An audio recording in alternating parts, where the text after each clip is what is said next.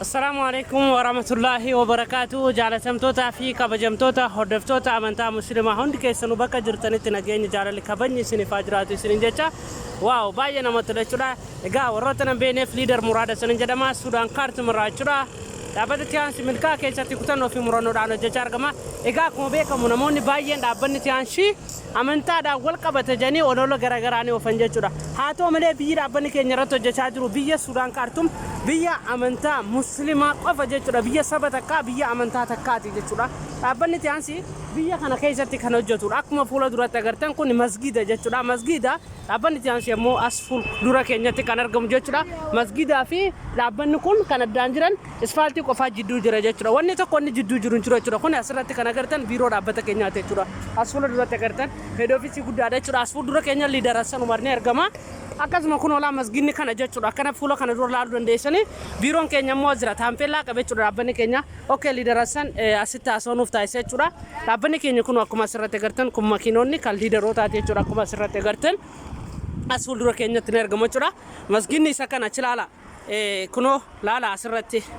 tiyaansi kaampaanii jechuudha tiyaansi tireeningi kaampaanii limited ja asirratti kan argitan kunoo dhaabbata tiyaansi jechuudha kuni taampellaa dhaabbata tiyaansi jechuudha biyya Suudaan kaartuun biyya amantaa takkaa biyya saba takkaa keessatti dhaabbanni kun haala kanaan kan hojjetudha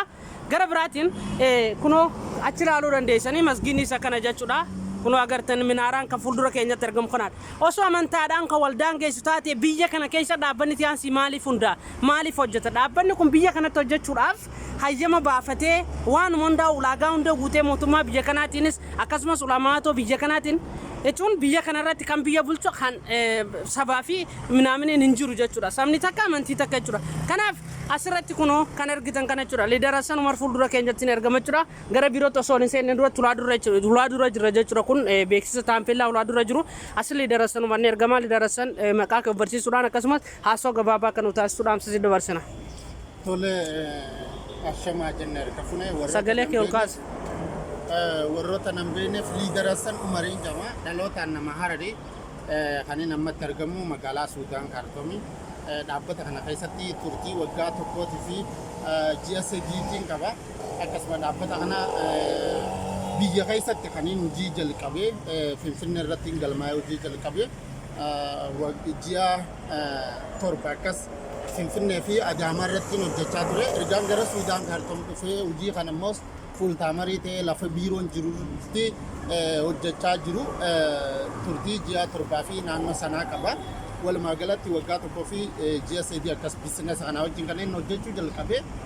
dhaabbata kanarratti sadarkaa Buruunsilaawwan irratti argama akkasuma nama konkolaataa bara 2020 achiif godhee jirudha amma dhaabbata kanarratti sadarkaa bareedaatti irratti argama jechuudha walumaa galatti waa'ee dhaabbata keenyaatii fi ilaalcha namoonni qabaniif akkasumatti immoo hojiin kun maal akka ta'e gaffageenyaan illee ta'uu baatu yeroo gabaabaa xiqqoo waan tokko isiniif dubbachuu barbaada. Jalqaba irratti namni tokko erga dhalatee guddatee waggaa 18 ol gahee akka rabbiitti illee yoo ilaalle namni sun dirqama maatii irraa illee hin qabu. Maaliif haadha abbaan keenya kan nu cinqamuu qaban kan nu yaaddaa'uu qaban umrii sanaa gaditti jechuudha. Sana bira dabarraan immoo ofii keenya hojjennee of jiraachisuu danda'uudha qabna rabbiin illee akkas jedha kanaaf namni tokko jiraachuudhaaf dirqama hojjechuu qaba fedhu biyya haa ta'u fedhu biyya keessatti haa ta'u fedhu qaxaramee haa ta'u fedhu of qaxaree haa ta'u garuu hojiin ati hojjettee ittiin jiraattu takkaa namaas si qaxarata takkaa ofii keetii of qaxarteeti kan hojjettuudha jechuudha kana jechuun maali hojii dhuunfaa keetii yookaan immoo namni ajajamtuu fa'aa namni si kanneen kan hojjettudha garuu kunis hunduma of qaxarrii osoo hin ta'in hojii namni si qaxaru osoo hin ta'in akka qabeenya dhuunfaa keetiitti biizinasaatii fudhattee ittiin hojjettudha kunis dalagaadha akkuma hojii kamiitti hojiidha jechuudha dhaabbata keenyaaf wanti nuti hojjennu wanta biraatii miti hojii firoomooshinii afaaniiti fakkeenyaaf kun biiroo guddaa Suudaan keessatti guddaadha xixiqqaan dameensaa gara 20 ni ta'a sun iddoo biraa jira garuu dhaabbanni kun oomisha 2000 ol kan oomishu qaba isa sana beeksisa gootaaf waan addaatii miti dhufanii akka namni irraa bitatan firoomooshinii hojjettaaf akkuma fakkeenyaaf TV yeroo laalle oomishoota garagaraa dhugaatii Pepsi garagaraa yoo laallu filima osoo laalaa jirru beeksisni jidduu dhufa yeroo sanitti maali dhugaatiin beeksifamaa jiru sun namichi dhugaatii sana beeksisaa jiru sun haala kanaan wanti moodeela ta'ee jechuudha waan beeksisu sana beeksisa abbaan kaampaanii suniitiif sababa namtichi sun beeksisee gabaan isaa yookaan immoo magaalaan isaa ni guddatti namni dhaqee irraa fayyadama abbaa oomisha sana beeksiseef immoo qarshii gahaa kafala nutis isuma sana hojjenna Sinigalee TV irratti hin hojjetin malee isuma sana namaa waliin tiimii ijaarree kan hojjennudha kana kan dhaabbanni nuuf kafala amantii kamiinuu kan wal qabatu miti kun siistama yookaan hojii akka dhuunfaatti fudhannee ammoo nuti immoo wanti keenya siistama mataa keenyaatti dabaluun heeraa fi seera kaampaanichaa inni hojjennudha dhaabbata kanaa wajjin dafnee kan jijjiiramnudha warroonni hojii kanan jalqabin akkasuma immoo warroonni jalqabuuf yaada qabdan warroonni jalqabtanii immoo hojjechaa jirtan sirriitti jabaattanii akka hojjettan karoora akka baafattan fakkeenyaaf ani hojii kana dura biyya Arabaa waggaa 6 turee jira hojii qaxxarrii Arabaaf hojjedhee arkee jira waggaatti meeqa akka walirra hayyadu fakkeenyaaf ji'atti halkanii guyyaa hojjedhee sa'aa daqiiqaan tokkoo fi lamanatti hisaabame waggaatti yoo kamiin cime kuma dhibbata akka walirra hayyadu garuu amma dhaabbata kana waliin hojjechuudhaan ji'atti kuma dhibbata akka birrii Itoophiyaa kanneen argachaa jiru ji'a takkatti jechuudha ji'aan kun wantaan an dhaabbata kanarraa harkadhee qusadhu kanaaf nutis dhaabbata kana wajjin gaafa hojjennutti haalaa fi siistama isaa barannee